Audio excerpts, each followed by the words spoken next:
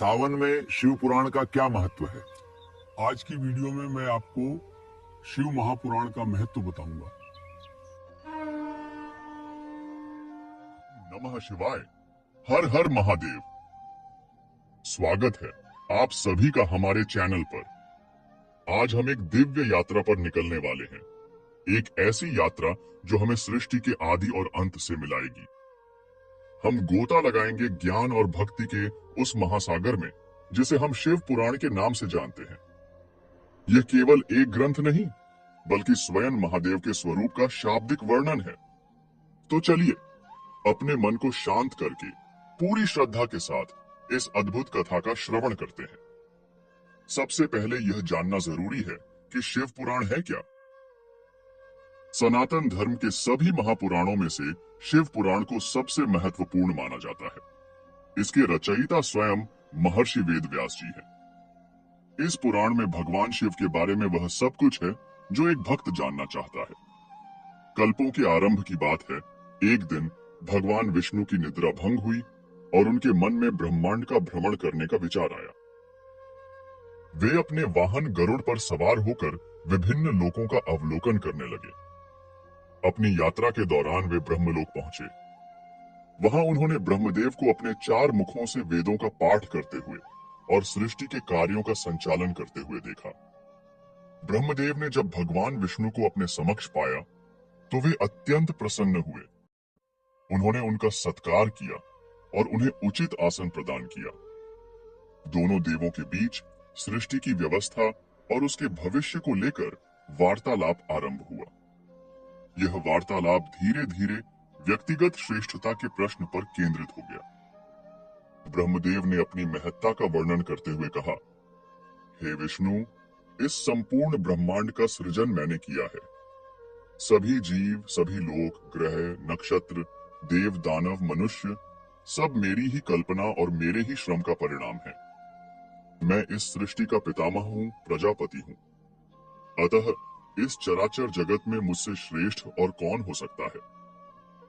ब्रह्मदेव के इन अहंकार पूर्ण वचनों को सुनकर भगवान विष्णु मुस्कुराए और उन्होंने शांत भाव से उत्तर दिया, हे पितामह, आपका कथन सत्य है कि आपने इस सृष्टि की रचना की है, परंतु क्या आप यह भूल गए कि आपका प्राकट्य कहां से हुआ? आप मेरे नाभि कमल से उत्पन्न हुए हैं। मैं इस जगत का पालन करता हूँ।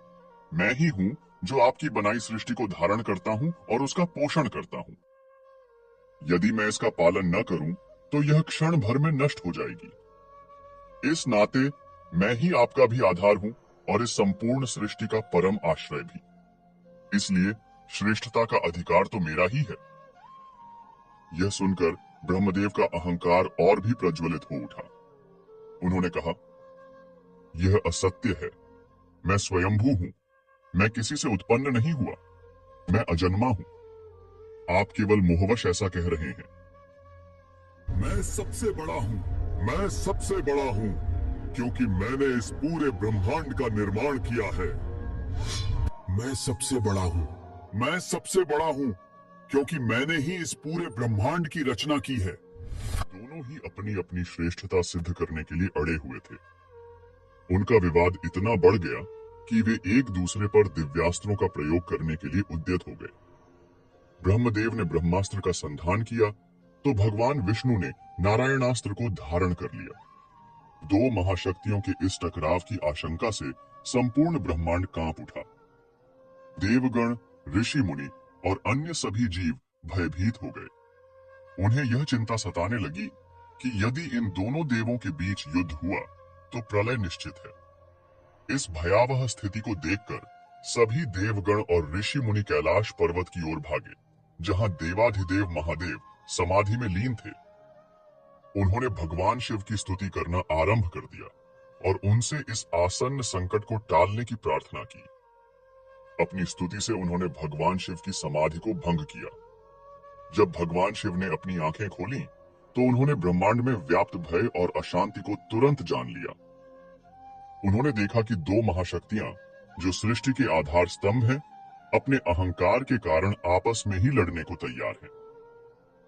संसार को इस महाविनाश से बचाने के लिए और ब्रह्मदेव तथा विष्णु के अहंकार को शांत करने के लिए भगवान शिव ने एक अद्भुत लीला रची।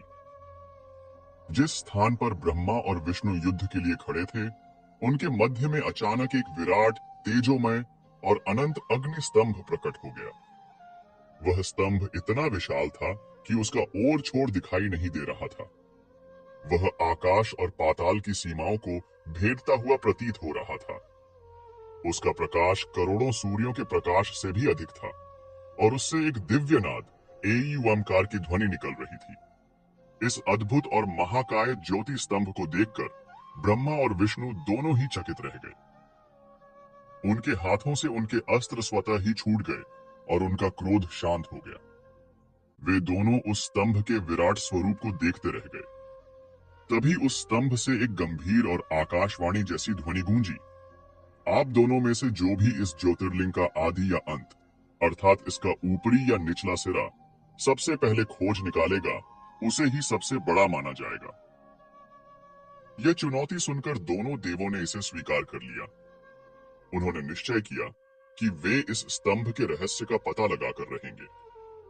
अपनी श्रेष्ठता सिद्ध करने की इच्छा उनमें अभी भी प्रबल थी। भगवान विष्णु ने उस स्तंभ के निचले सिरे, उसके आदि को खोजने का निर्णय लिया। उन्होंने एक विशालकाय वराह अर्थात जंगली सुअर का रूप धारण किया। उनका यह वराह रूप अत्यंत शक्तिशाली था। उनके नुकीले दांत पृथ्वी को खोदने के लिए सक्षम थे। उन्होंने तीव्र गति से पृथ्वी को खोदना आरंभ किया और स्तंभ के आधार की खोज में पाताल लोक की गहराइयों में उतरने लगे। वे एक के बाद एक लोकों को भेदते हुए नीचे और नीचे जाते रहे। युग बीत गए, मनवंतर गुजर गए, परंतु उस स्तंभ का कोई आधार उन्हें नहीं मिला। वे जितना नीचे जाते, स्तंभ उतना ही और गहरा होता जाता। अंततः हजारों वर्षों के अथक प्रयास के बाद भगवान विष्णु को यह ज्ञान हो गया कि यह स्तंभ साधारण नहीं है। यह स्वयं परब्रह्म का साकार रूप है, जिसका कोई आदि और कोई अंत नहीं है। अपनी सीमाओं को स्वीकार करते हुए उन्होंने अपनी हार मान ली और वापस उसी स्थान पर लौटने का निर्णय किया। दूसरी ओर ब्रह्मदेव ने उस स्तंभ के ऊपरी सिरे, उसके अंत को खोजने का दायित्व लिया। उन्होंने एक तीव्रगामी और राजसी हंस का रूप धारण किया और आकाश की ओर उड़ान भरी। उनकी गति वायु से भी तेज थी। वे देवलोक, नक्षत्र मंडल, सप्तर्षि मंडल को पार करते हुए ऊंचे और ऊंचे उड़ते चले गए। समय बीतता रहा, सदियां गुजर गईं, पर उस ज्योतिर्लिंग का शिखर उन्हें कहीं नजर नहीं आया। वे जितना ऊपर जाते, स्तंभ उतना ही और ऊंचा होता जाता। ब्रह्मदेव थकने लगे, परंतु उनका अहंकार उन्हें हार मानने की अनुमति नहीं दे रहा था। वे किसी भी मूल्य पर स्वयं को श्रेष्ठ सिद्ध करना चाहते थे। जब हजारों वर्ष उड़ान भरने के बाद भी उन्हें कोई सफलता नहीं मिली, तो वे निराश और हताश होकर नीचे लौटने लगे। तभी उन्हें आकाश से नीचे की ओर गिरता हुआ एक सुंदर केतकी का फूल दिखाई दिया। वह फूल अत्यंत सुगंधित और दिव्य प्रतीत हो रहा था। ब्रह्मदेव उस फूल के पास गए और उससे पूछा, हे पुष्प, तुम कौन हो और कहां से आ रहे हो? केतकी के फूल ने उत्तर दिया, हे देव, मैं इस महाज्योतिर्लिंग के शिखर पर भगवान शिव के मस्तक पर सुशोभित था। अब मैं अपनी आयु पूरी करके नीचे की ओर गिर रहा हूं। यह सुनकर ब्रह्मदेव के मन में एक कुटिल विचार आया। उन्होंने सोचा कि यही अवसर है अपनी विजय सिद्ध करने का। उन्होंने केतकी के फूल से कहा, हे केतकी, यदि तुम मेरी सहायता करो तो मैं तुम्हें देवलोक में सबसे प्रतिष्ठित स्थान दिलाऊंगा। तुम्हें बस भगवान शिव के समक्ष यह झूठी गवाही देनी होगी कि मैंने इस स्तंभ का ऊपरी सिरा देख लिया है और तुम वहीं से मेरे साथ प्रमाण के रूप में आए हो। पहले तो केतकी का फूल इस असत्य भाषण में भागीदार बनने से हिचकिचाया, क्योंकि वह जानता था कि यह महादेव के साथ छल होगा। परंतु ब्रह्मदेव के बार बार आग्रह करने और प्रलोभन देने पर वह मान गया। ब्रह्मदेव अपनी सफलता का झूठा विश्वास लेकर अत्यंत प्रसन्न हुए और केतकी के फूल के साथ उस स्थान पर वापस लौट आए जहां भगवान विष्णु पहले से ही उपस्थित थे। भगवान विष्णु ने पूरी विनम्रता के साथ अपनी पराजय स्वीकार की उन्होंने हाथ जोड़कर कहा, हे प्रभु, मैं इस स्तंभ का आदि खोजने में असमर्थ रहा। यह स्तंभ अनंत है और आप ही परम सत्य हैं। इसके बाद ब्रह्मदेव ने बड़े अभिमान के साथ घोषणा की, किंतु मैंने इस स्तंभ का अंत खोज लिया है। मैं इसके शिखर तक पहुंच गया था। अपने दावे को सिद्ध करने के लिए उन्होंने केतकी के फूल को साक्षी के रूप में प्रस्तुत किया। केतकी के फूल ने भी ब्रह्मदेव के सिखाए अनुसार झूठ बोल दिया और कहा, हाँ, यह सत्य है। ब्रह्मदेव इस ज्योतिर्लिंग के शिखर पर पहुंचे थे। मैं वहीं इनके मस्तक पर गिरा था। ब्रह्मदेव का यह झूठ और छल देखकर उस ज्योतिर्लिंग में एक भयंकर विस्फोट हुआ। वह स्तंभ बीच से फट गया और उसके भीतर से भगवान शिव अपने रौद्र रूप में प्रकट हुए। उनकी 3 आंखें क्रोध से लाल थीं। उनके हाथों में त्रिशूल और डमरू था और उनकी जटाएं खुली हुई थीं। उनका यह भयंकर रूप देखकर सारा ब्रह्मांड थरथरा उठा। भगवान शिव ने क्रोधित स्वर में कहा, हे ब्रह्मा, तुमने अपनी श्रेष्ठता के अहंकार में इतना बड़ा झूठ बोला। तुमने न केवल असत्य का सहारा लिया, बल्कि एक निर्दोष पुष्प को भी अपने इस पाप में भागीदार बना लिया। सृष्टि के रचयिता होकर तुम्हारा यह आचरण अक्षम्य है। भगवान शिव का क्रोध चरम पर था। उन्होंने अपने अंश से काल भैरव को उत्पन्न किया और उन्हें ब्रह्मा को दंडित करने का आदेश दिया। काल भैरव ने तुरंत ब्रह्मदेव के उस 5वें सिर को काट दिया, जिस सिर ने अहंकार पूर्वक ऊपर देखकर झूठ बोला था। इसके पश्चात भगवान शिव ने ब्रह्मदेव को श्राप दिया। उन्होंने कहा, हे ब्रह्मा, तुम्हारे इस मिथ्या आचरण और अहंकार के कारण मैं तुम्हें श्राप देता हूं कि सृष्टि का रचयिता होने के बाद भी इस भूलोक पर तुम्हारी पूजा कभी नहीं की जाएगी। कोई भी व्यक्ति तुम्हारा मंदिर नहीं बनाएगा और न ही तुम्हें पूजनीय देव के रूप में स्वीकार करेगा। तुम्हारी पूजा का अधिकार आज से समाप्त होता है। इसलिए मित्रों, आज आप खुद देख लो कि भगवान शिव और भगवान नारायण की तुलना में ब्रह्मदेव की पूजा की तुलना कितनी कम है, और उनके मंदिर भी कोई 1-2 ही होंगे। आपको भगवान शिव और भगवान नारायण के मंदिर तो हर जगह मिल जाएंगे, लेकिन ब्रह्मदेव के नहीं मिलेंगे। इसके बाद भगवान शिव केतकी के फूल की ओर मुड़े और उसे भी श्राप दिया। हे केतकी, तुमने एक झूठी गवाही देकर मेरे साथ छल किया है। तुम अपनी सुंदरता और सुगंध के कारण पवित्र माने जाते हो, परंतु आज से तुम मेरी पूजा के लिए अयोग्य हो जाओगे। कोई भी भक्त तुम्हें कभी भी मेरे शिवलिंग पर अर्पित नहीं करेगा। जो ऐसा करेगा उसकी पूजा निष्फल हो जाएगी।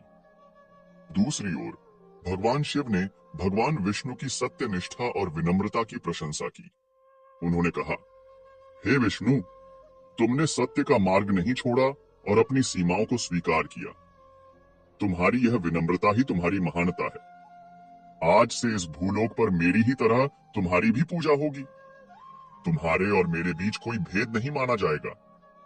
हम दोनों एक ही तत्व के 2 रूप हैं। इस प्रकार भगवान शिव ने ब्रह्मदेव के अहंकार को नष्ट किया और सत्य के महत्व को स्थापित किया। उसी दिन से ब्रह्मदेव की पूजा पृथ्वी पर नहीं की जाती। केवल राजस्थान के पुष्कर में उनका एक प्रमुख मंदिर है, जिसके पीछे एक अन्य पौराणिक कथा है। पौराणिक कथाओं के अनुसार एक समय ऐसा आया जब पृथ्वी पर वज्रनाश नामक एक अत्यंत क्रूर और शक्तिशाली असुर का आतंक बहुत बढ़ गया था। वह असुर निर्दोष लोगों और छोटे बच्चों को अपना आहार बना रहा था। उसके अत्याचारों से तीनों लोकों में हाहाकार मच गया था। ऋषि मुनि, देवता और मनुष्य सभी उसके भय से त्रस्त थे। वह इतना शक्तिशाली था कि देवता भी उसे पराजित करने में असमर्थ महसूस कर रहे थे। इस घोर संकट से मुक्ति पाने के लिए सभी देवता और ऋषि मुनि मिलकर सृष्टि के रचयिता भगवान ब्रह्मा की शरण में गए। उन्होंने ब्रह्मा जी से प्रार्थना की कि वे इस दुष्ट असुर का संहार करके पृथ्वी पर धर्म और शांति की पुनर्स्थापना करें। देवताओं की करुण पुकार सुनकर भगवान ब्रह्मा का हृदय द्रवित हो गया। उन्होंने देवताओं को आश्वासन दिया और उस असुर का वध करने का निश्चय किया। भगवान ब्रह्मा ने अपने दिव्य अस्त्रों का उपयोग करते हुए वज्रनाश के साथ एक भयंकर युद्ध किया। अंत में उन्होंने अपने हाथ में धारण किए हुए कमल के पुष्प, जो कि उनका एक दिव्य अस्त्र भी है, से उस असुर पर प्रहार किया और उसका अंत कर दिया। इस प्रक्रिया में उनके हाथ से वह दिव्य कमल पुष्प छूटकर पृथ्वी की ओर आ गिरा। कहते हैं कि उस कमल की 3 पंखुड़ियां पृथ्वी पर 3 अलग अलग स्थानों पर गिरी। जहां जहां वे पंखुड़ियां गिरी, वहां पर दिव्य जल के स्रोत फूट पड़े और 3 पवित्र झीलें बन गईं। जिस स्थान पर कमल का अग्र भाग गिरा, वह मुख्य पुष्कर या ज्येष्ठ पुष्कर कहलाया। जहां मध्य भाग गिरा, वह मध्य पुष्कर कहलाया, और जहां पृष्ठ भाग गिरा, वह कनिष्ठ पुष्कर के नाम से प्रसिद्ध हुआ। कमल, जिसे संस्कृत में पुष्प कहते हैं, और ब्रह्मा जी के हाथ, जिसे कर कहा जाता है, इन दोनों के संयोग से उस स्थान का नाम पुष्कर पड़ा। उस स्थान की भूमि इतनी पवित्र और शांत थी कि भगवान ब्रह्मा ने सृष्टि के कल्याण के लिए वहां एक महान यज्ञ करने का निर्णय लिया। यज्ञ का निर्णय लेने के पश्चात भगवान ब्रह्मा ने यज्ञ की तैयारियों का आदेश दिया। देवलोक से सभी देवी देवताओं, ऋषि मुनियों, गंधर्वों और सिद्ध पुरुषों को निमंत्रण भेजा गया। भगवान विष्णु और भगवान शिव स्वयं इस महायज्ञ में सम्मिलित होने के लिए पधारे। यज्ञ के लिए एक विशाल यज्ञशाला का निर्माण किया गया। यज्ञ की वेदी को सजाया गया और सभी आवश्यक सामग्री एकत्र की गई। यज्ञ के लिए एक अत्यंत शुभ मुहूर्त निकाला गया और यह निश्चित किया गया कि किसी भी परिस्थिति में उस मुहूर्त को टाला नहीं जा सकता। वैदिक परंपरा के अनुसार कोई भी धार्मिक अनुष्ठान या यज्ञ पत्नी के बिना पूर्ण नहीं माना जाता। यज्ञकर्ता को अपनी पत्नी के साथ ही यज्ञ में बैठना अनिवार्य होता है, क्योंकि पत्नी को अर्धांगिनी अर्थात पति के आधे अंग का दर्जा दिया गया है। यज्ञ का शुभ मुहूर्त निकट आ रहा था। सभी देवता और ऋषि मुनि यज्ञशाला में अपने अपने स्थान पर विराजमान हो चुके थे। भगवान ब्रह्मा भी यज्ञ के लिए तैयार थे, परंतु उनकी पत्नी देवी सावित्री अभी तक वहां नहीं पहुंची थी। ब्रह्मा जी ने नारद मुनि को देवी सावित्री को बुलाकर लाने के लिए भेजा। जब नारद मुनि देवी सावित्री के पास पहुंचे तो उन्होंने देखा कि वे अभी तक तैयार नहीं हुई थी। वे अपनी सखियों देवी लक्ष्मी, देवी पार्वती और देवी इंद्राणी के साथ श्रृंगार करने और वार्तालाप में व्यस्त थीं। नारद मुनि ने उन्हें यज्ञ के मुहूर्त के बारे में सूचित किया और शीघ्र चलने का आग्रह किया। देवी सावित्री ने उत्तर दिया कि उन्हें अपनी सहचरियों के साथ आने में अभी कुछ समय और लगेगा। वे चाहती थीं कि सभी देवियां एक साथ भव्य रूप से यज्ञ स्थल पर प्रवेश करें।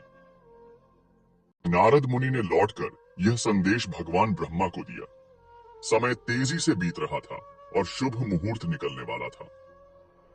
सभी देवता चिंतित हो उठे। उन्होंने ब्रह्मा जी से कहा कि यदि शुभ मुहूर्त निकल गया तो यज्ञ का कोई फल प्राप्त नहीं होगा और सृष्टि के कल्याण का यह महान अवसर हाथ से चला जाएगा। उन्होंने ब्रह्मा जी से आग्रह किया कि वे किसी भी तरह यज्ञ को प्रारंभ करें। तब पुरोहितों और ऋषियों ने विधान बताया कि यदि पत्नी उपस्थित न हो तो यज्ञ को संपन्न करने के लिए किसी अन्य स्त्री से विवाह करके उसे यज्ञ में बिठाया जा सकता है। इस धर्म संकट की घड़ी में देवताओं के प्रमुख इंद्र ने एक समाधान सुझाया। उन्होंने अपनी दृष्टि दौड़ाई और उन्हें पास में ही एक पवित्र और सुंदर कन्या दिखाई दी, जो दूध का पात्र लिए जा रही थी। वह एक गुर्जर समुदाय की कन्या थी और उसका नाम गायत्री था। वह अत्यंत पवित्र, सरल और निष्पाप थी। देवताओं ने निर्णय लिया कि गायत्री ही इस कार्य के लिए सर्वथा उपयुक्त है। तब भगवान ब्रह्मा की आज्ञा से इंद्र उस कन्या को लेकर आए। चूंकि वह गुर्जर जाति की थी, इसलिए उन्हें यज्ञ में बैठने के योग्य बनाने के लिए एक शुद्धिकरण की प्रक्रिया की गई। उन्हें एक गाय के मुख से निकालकर प्रतीकात्मक रूप से ब्राह्मण कुल में जन्मा हुआ माना गया और इसी कारण उनका एक नाम गोपुत्री भी पड़ा। इसके पश्चात भगवान ब्रह्मा ने उस कन्या गायत्री के साथ गंधर्व विवाह किया और उन्हें अपनी पत्नी के रूप में यज्ञ वेदी पर अपने वाम अंग में बिठा लिया। इस प्रकार यज्ञ की सभी बाधाएं दूर हो गईं और मंत्रोच्चार के साथ महायज्ञ का शुभारंभ हुआ। ठीक उसी समय जब यज्ञ चल रहा था, देवी सावित्री अपनी सखियों के साथ यज्ञ स्थल पर पहुंची। वे यह देखकर अत्यंत क्रोधित और अपमानित हुईं कि उनके स्थान पर कोई अन्य स्त्री भगवान ब्रह्मा के साथ बैठी है। उन्होंने इसे अपना घोर अपमान समझा। उनका क्रोध चरम पर पहुंच गया। उन्होंने आव देखा न ताव और क्रोध से कांपते हुए भगवान ब्रह्मा को श्राप दे दिया। उन्होंने कहा, हे देव, आपने एक सांसारिक यज्ञ के मुहूर्त के लिए अपनी पत्नी का स्थान किसी और को दे दिया। जिस पूजा और प्रतिष्ठा के लिए आप इतने व्याकुल हैं, मैं आपको श्राप देती हूं कि इस पृथ्वी लोक पर आपको कभी पूजा नहीं जाएगा। आपका मंदिर कहीं नहीं बनेगा और कोई भी गृहस्थ आपकी पूजा नहीं करेगा। आपकी पूजा केवल इसी स्थान पुष्कर तक ही सीमित रहेगी। देवी सावित्री का यह भयंकर श्राप सुनकर यज्ञ में उपस्थित सभी देवता और ऋषि मुनि स्तब्ध रह गए। यज्ञ स्थल पर सन्नाटा छा गया। भगवान ब्रह्मा शांत और मौन खड़े रहे। सभी देवताओं ने देवी सावित्री को समझाने का बहुत प्रयास किया। उन्होंने उनसे अपना श्राप वापस लेने की विनती की। उन्होंने समझाया कि यह सब केवल यज्ञ को सफल बनाने के लिए और धर्म की रक्षा के लिए किया गया था। इसमें किसी का अपमान करने का कोई इरादा नहीं था। भगवान विष्णु ने भी उन्हें शांत करने का प्रयास किया। देवताओं की प्रार्थना और अनुनय विनय सुनकर देवी सावित्री का क्रोध कुछ शांत हुआ। उन्हें अपनी भूल का आभास हुआ, परंतु श्राप को पूरी तरह से वापस लेना संभव नहीं था। तब उन्होंने श्राप में थोड़ा परिवर्तन करते हुए कहा, ठीक है, मेरा श्राप पूरी तरह समाप्त तो नहीं हो सकता, परंतु मैं यह वरदान देती हूं कि इस पूरे भूमंडल पर केवल पुष्कर ही वह एकमात्र स्थान होगा जहां भगवान ब्रह्मा का मंदिर होगा और उनकी विधिवत पूजा होगी। जो भी भक्त यहाँ आकर पूरी श्रद्धा से ब्रह्मा जी की पूजा करेगा, उसकी सभी मनोकामनाएं पूर्ण होंगी और उसे मोक्ष की प्राप्ति होगी। पुष्कर को तीर्थों का राजा अर्थात तीर्थराज कहा जाएगा और यहाँ की गई पूजा का फल कई गुना अधिक मिलेगा। इतना कहने के बाद देवी सावित्री अत्यंत दुखी और क्रोधित मन से यज्ञ स्थल से चली गई और पास में ही स्थित एक पहाड़ी, जिसे आज रत्नागिरी पहाड़ी के नाम से जाना जाता है, पर जाकर तपस्या में लीन हो गई। आज भी उस पहाड़ी पर देवी सावित्री का मंदिर बना हुआ है, जहां से पूरे पुष्कर का सुंदर दृश्य दिखाई देता है। ऐसी मान्यता है कि पुष्कर की यात्रा तभी सफल होती है जब भक्त ब्रह्मा जी के मंदिर के दर्शन के बाद रत्नागिरी पहाड़ी पर जाकर देवी सावित्री के मंदिर में भी शीश नवाते हैं। और केतकी का फूल आज भी भगवान शिव की पूजा में वर्जित माना जाता है। वह महान अग्निस्तंभ जो उस दिन प्रकट हुआ था, ज्योतिर्लिंग कहलाया और उसी के अंश के रूप में आज पृथ्वी पर 12 ज्योतिर्लिंगों की पूजा की जाती है, जो भगवान शिव की अनंत और निराकार सत्ता का प्रतीक है। यह कथा हमें सिखाती है कि सत्य और विनम्रता का मार्ग ही सर्वोच्च है, जबकि अहंकार और असत्य अंततः पतन का कारण बनते हैं। अब हम शिव पुराण की सबसे मार्मिक, सबसे सुंदर और सबसे हृदयस्पर्शी कथा की ओर बढ़ते हैं। यह कथा है प्रेम, त्याग, विरह और पुनर्मिलन की। यह कथा है शिव और सती की। प्रजापति दक्ष, जो ब्रह्मा जी के मानस पुत्र और एक महान राजा थे, उनकी कई पुत्रियां थीं। उन्हीं में से एक थी सती। माता सती बाल्यकाल से ही भगवान शिव की कथाएं सुनकर बड़ी हुई थी और मन ही मन उन्होंने शिव को अपना पति मान लिया था। जब वे विवाह योग्य हुईं, तो उन्होंने अपने पिता की इच्छा के विरुद्ध जाकर कठोर तपस्या की, ताकि वे भगवान शिव को पति रूप में प्राप्त कर सकें। उनकी अविचल भक्ति और कठोर तप से प्रसन्न होकर भगवान शिव ने उन्हें दर्शन दिए और उनसे विवाह करना स्वीकार कर लिया। दोनों का विवाह हुआ और वे कैलाश पर्वत पर सुखपूर्वक रहने लगे। किंतु सती के पिता राजा दक्ष एक वैभवशाली और अभिमानी राजा थे। उन्हें अपनी पुत्री का एक ऐसे वैरागी, तपस्वी, श्मशानवासी, जटाधारी से विवाह करना बिल्कुल भी स्वीकार्य नहीं था। वे सदा ही शिव का अपमान करने का अवसर खोजते रहते थे। एक बार राजा दक्ष ने कनखल नामक स्थान पर एक बहुत बड़े महायज्ञ का आयोजन किया। उस यज्ञ में उन्होंने सभी देवी देवताओं, ऋषियों, मुनियों, गंधर्वों को निमंत्रित किया, किंतु जानबूझकर अपनी ही पुत्री सती और अपने दामाद भगवान शिव को निमंत्रण नहीं भेजा। जब माता सती को नारद जी से यह समाचार मिला तो वे अत्यंत व्यथित हुईं। जब माता सती ने देखा कि सभी देवी देवता अपने विमानों में बैठकर उनके पिता के घर की ओर जा रहे हैं, तो उनके मन में भी उस उत्सव में सम्मिलित होने की इच्छा जागृत हुई। वे कैलाश पर भगवान शिव के पास गईं और उनसे बोली, हे स्वामी, मेरे पिता एक बहुत बड़े यज्ञ का आयोजन कर रहे हैं। मेरी सभी बहनें वहां जा रही होंगी। मेरा मन भी अपने परिवारजनों से मिलने के लिए अत्यंत व्याकुल है। कृपा करके मुझे वहां जाने की आज्ञा प्रदान करें। भगवान शिव, जो त्रिकालदर्शी थे, वे सब कुछ जानते थे। उन्होंने शांत स्वर में सती को समझाया, हे प्रिय, तुम्हारे पिता ने हमें यज्ञ में आमंत्रित नहीं किया है। बिना बुलाए किसी के घर जाना, विशेषकर वहां जहां हमारा अपमान होने की आशंका हो, यह कदापि उचित नहीं है। तुम्हारे पिता मुझसे द्वेष रखते हैं और वे मेरा अपमान करने का कोई अवसर नहीं छोड़ेंगे। वहां जाने से तुम्हें केवल दुख ही प्राप्त होगा। किंतु सती पिता और परिवार के मोह में बंधी थी। उन्होंने तर्क दिया, हे महादेव, एक पुत्री को अपने पिता के घर जाने के लिए किसी निमंत्रण की आवश्यकता नहीं होती। हो सकता है कि वे कार्य की व्यस्तता में हमें बुलाना भूल गए हों। मैं केवल अपनी माताओं और बहनों से